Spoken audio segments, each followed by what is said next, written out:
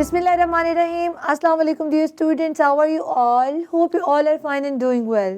Today we are going to discuss errors in meiosis, and secondly we will discuss comparison between meiosis and mitosis.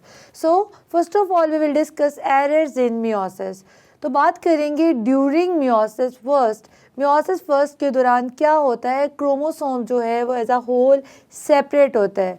जैसा कि ये meiosis first है, इसके दौरान क्या हो रहा है एंड लास्टली क्या हो रहा है, क्रोमोसोम जो है ना वो सेपरेट हो रहे हैं एक दूसरे से। जबकि मियोसिस 2 में क्या होता है, जो क्रोमाटिड्स होते हैं ना वो एक दूसरे से सेपरेट होते हैं।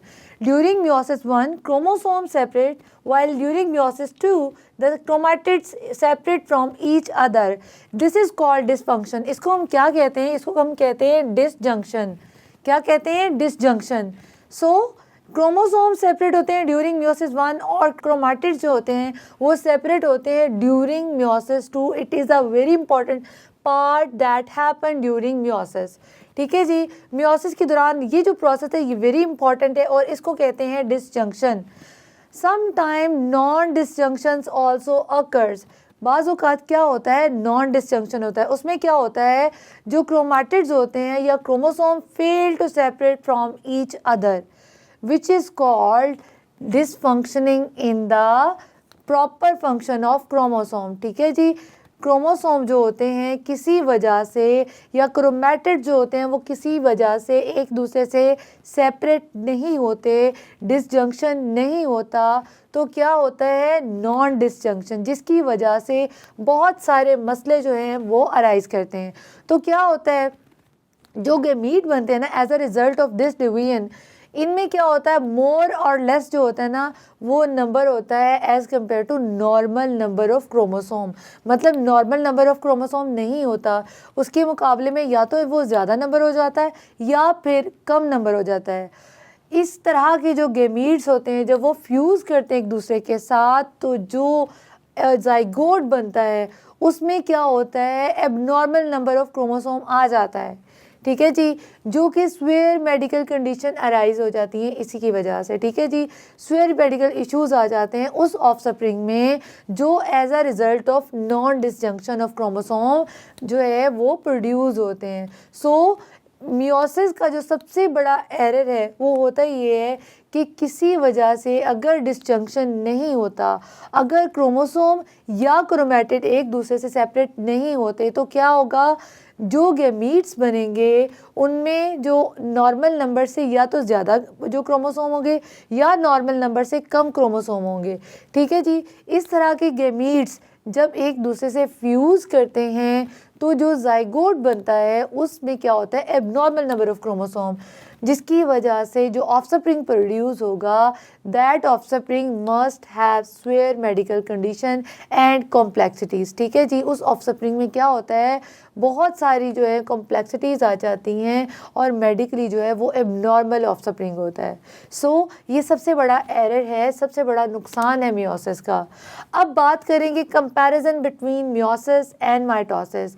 तो सबसे पहले हम बात करेंगे इनकी सिमिलैरिटीज़ की। ठीक है जी, मियोसिस और माइटोसिस में क्या चीज़ें हैं जो एक दूसरे से मिलती जुलती हैं, सिमिलर हैं, एक जैसी हैं। सो फर्स्ट ऑफ ऑल हम कहेंगे ड्यूरिंग इंटरफेस क्या होता है, दोनों में, माइटोसिस में और मियोसिस में, दोनों में क्या होता है, इंटरफेस के दौरान जो डीएनए है वो रेप्लिकेट करता है। मतलब डीएनए जो है उसकी रेप्लिकेशन होती है, ये डबल हो जाता है। ठीक है जी, ऐसे जैसे ये यहाँ पे हुआ है। ठीक है, DNA replicate itself in interface in both faces. आप देख सकते हैं यहाँ पे भी, ये माइटोसिस है, ये मियोसिस है। डीएनए रेप्लिकेट किया और डबल हो गया, डीएनए रेप्लिकेट किया और पूरा क्रोमोसोम बन जाता है ड्यूरिंग इंटरफेस। ठीक है जी, और ये प्रोसेस माइटोसिस और मियोसिस दोनों में होता है। क्लियर। अब बात करेंगे सेकेंड पॉइंट की, in both the division began with the parent cell. ठीक है जी, माइटोसिस में भी और मियोसिस में क्या होता है, जो डिवीजन का प्रोसेस होता है वो पेरेंट सेल से स्टार्ट होता है। ठीक है जी, और पेरेंट सेल में क्या होता है, पेयर्ड क्रोमोसोम्स होते हैं। ये भी पेयर्ड क्रोमोसोम है, ये भी पेयर्ड क्रोमोसोम है, ये पेरेंट सेल है, ये भी पेरेंट सेल है, दोनों में पेयर्ड क्रोमोसोम है। पेयर्ड क्रोमोसोम कैसे बने थे, इंटरफेज के दौरान जो रेप्लिकेशन हुई थी उसमें ये क्रोमोसोम का नंबर डबल हो गया था, जिसकी वजह से पेयर्ड क्रोमोसोम बन गए थे। और पेरेंट सेल जो होता है, जब डिवीजन स्टार्ट होती है माइटोसिस में और मियोसिस में, तो डिवीजन स्टार्ट होती है पेयर्ड क्रोमोसोम से। डन। ये सेकंड पॉइंट है जो इन दोनों में सिमिलर होता है। अब थर्ड पे आ जाते हैं। जब डिवीजन का प्रोसेस जो है वो स्टार्ट होता है किस फेज़ में? प्रोफेज में। प्रोफेज में क्या होता है? क्रोमोसोम जो होते हैं वो कंडेंस हो जाते हैं, और क्या होता है, जो क्रोमोसोम होते हैं वो कंडेंस होकर थिक हो जाते हैं और क्रोमोसोम विजिबल हो जाता है। ये प्रोसेस भी माइटोसिस और मियोसिस के प्रोफेज में सेम होता है। ठीक है जी। ये कब होता है? प्रोफेज में। प्रोफेज में क्या होता है, जो क्रोमैटिन मटेरियल होता है ना, जिसकी कि न्यूक्लियर इन्वेलप होती है, वो थिक होता है, कंडेंस होता है, क्रोमोसोम विजिबल हो जाते हैं। किस में? प्रोफेज में। तो ये जो प्रोफेज है ये भी मियोसिस और माइटोसिस दोनों में सेम होता है। अब बात करेंगे दोनों में, दोनों कौन? Mitosis and meiosis. इन दोनों में जब सेपरेशन हो रही होती है क्रोमोसोम्स की या क्रोमाटिड्स की, ठीक है जी, क्रोमोसोम या क्रोमेटिड्स जो हैं वो एक दूसरे से सेपरेट होते हैं, तो कुछ प्लेट बनती है, स्पिंडल फाइबर बनता है। ये आपको नज़र आ रही है लाइंस? ठीक है जी। ये जो स्पिंडल फाइबर से क्या बनता है? स्पिंडल अपरेटस बनता है।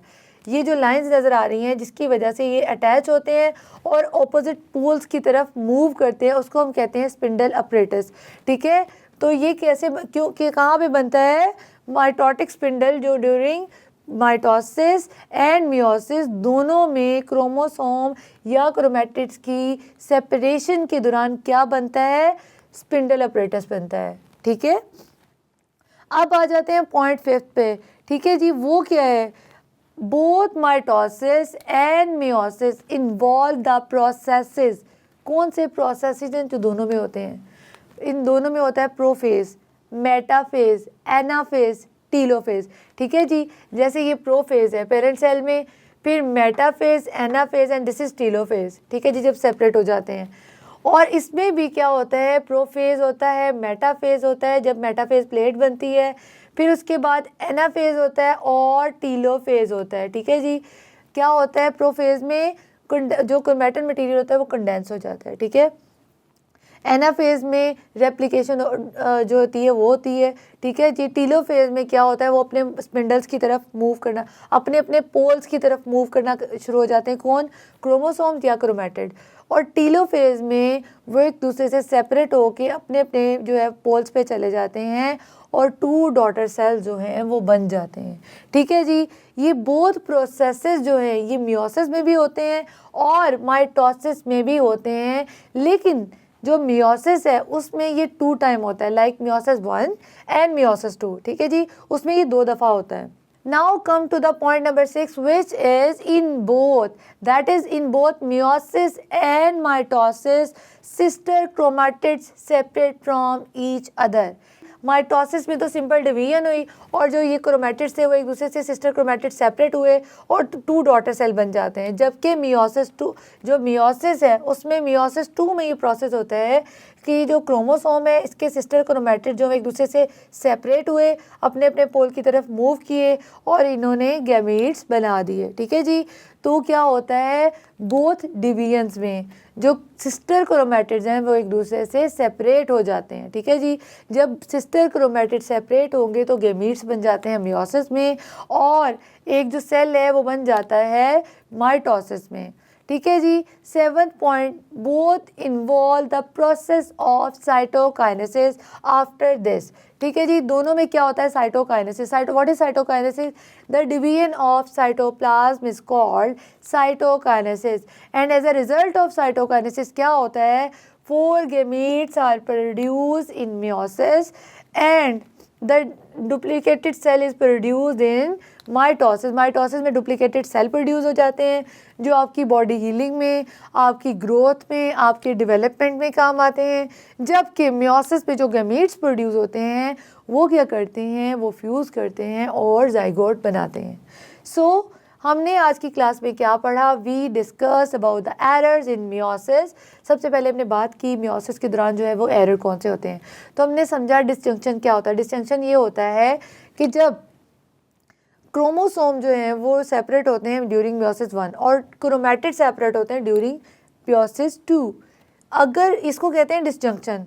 अगर किसी वजह से ये डिसजंक्शन नहीं होता तो क्या होता है, जो जाइगोट या गैमीट्स बनेंगे उनमें एबनॉर्मल नंबर ऑफ क्रोमोसोम चला जाता है, जिसकी वजह से जो ऑफस्प्रिंग प्रोड्यूस होगा उसमें जो है डीएनए जो है वो कॉम्प्लिकेट हो जाता है और सीवियर मेडिकल कंडीशन जो है उसमें अराइज कर जाती है। ठीक है जी। फिर हमने कंपैरिजन डिस्कस किया मियोसिस और माइटोसिस का। सबसे पहले हमने बात की कि जो डीएनए रेप्लिकेशन होती है ना वो मियोसिस में भी होती है, माइटोसिस में भी होती है। किस फेज में होती है? इंटरफेज में होती है। फिर हमने बात की सेकेंड पॉइंट कि both began with a parent cell that have paired chromosome. ठीक है जी। पेरेंट सेल के पास पेयर्ड क्रोमोसोम होता है और इन दोनों में जो डिवीजन है पेरेंट सेल से स्टार्ट होती है। फिर हमने थर्ड पॉइंट डिस्कस किया कि प्रोफेज में क्या होता है, क्रोमैटिन कंडेंस करता है और क्रोमोसोम अपेयर्स होते हैं दोनों में, मियोसिस और माइटोसिस में। फोर्थ पॉइंट हमने डिस्कस किया कि both develop the spindle apparatus during division. Fifth point हमने ये डिस्कस किया कि both involve prophase, metaphase, anaphase, telophase, ये सारी स्टेजेस दोनों में आती हैं। सिक्स पॉइंट हमने ये डिस्कस किया both involve the separation of sister chromatids. Seventh point हमने ये डिस्कस किया cytokinesis occur in both mitosis and meiosis. I hope आज का लेसन आपने अच्छे तरीके से समझा होगा और ये आपको ये ना सिर्फ आपने समझ लिया होगा बल्कि आपने को ये मेमोराइज भी हो गया होगा। तो मैं मिलूँगी अपनी नेक्स्ट क्लास में एक नए लेसन के साथ। तब तक के लिए अल्लाह हाफ़िज़।